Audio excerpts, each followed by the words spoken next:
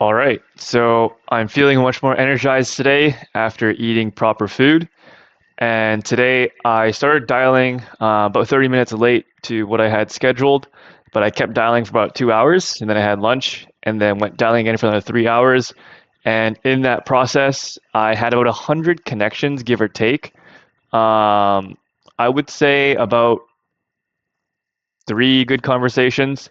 um, two follow-ups in the future, and then one more callback for tomorrow. This person was interested in hearing an offer, and he was going to explain the condition of his property, but he was just busy. So we have a scheduled callback for tomorrow, and I will see if he is interested in selling, how the condition of the property is, what's the motivation, how's the timeline, and then follow up with an offer.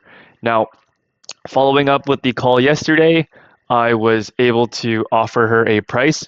So I comped the property. It doesn't look too great.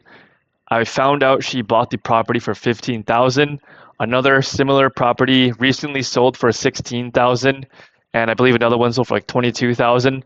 So I'm trying to get it under like 22,000. I think is the max offer that I can give.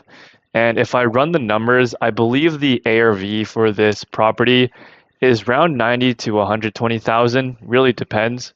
So I'm just gonna say 100,000 is the ballpark.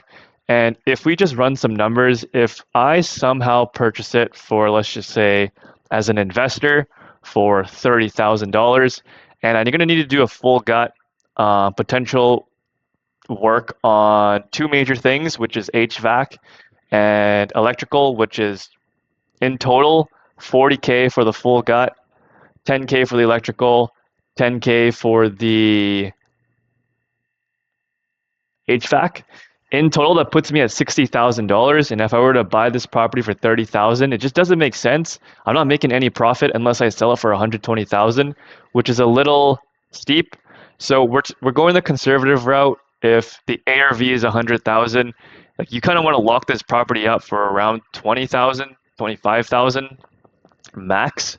And still at that price point, I still don't think it would make sense for an investor because of how much effort that you have to put in and risk that you have to take for that amount of profit.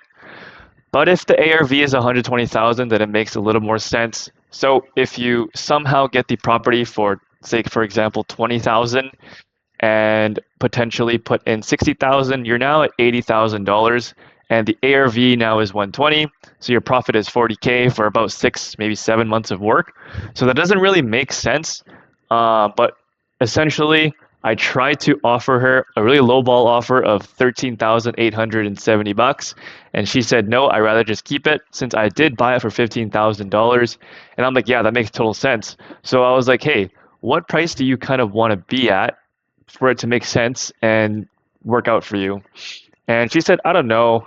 I really am thinking if you just want to buy it for that price, I don't want to move forward. So I'm like, okay, that makes sense. Would around the 20K ballpark work for you? Like, would it make sense if I was around that number and potentially not waste any of our time here?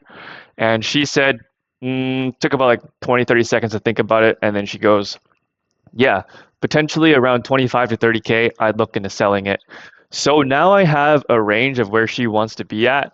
But even if I were to purchase it for, let's just say, $25,000, and I then flip it for 30,000, it's a $5,000 assignment fee, which is still high risk because I don't see any properties selling for around 30,000 yet.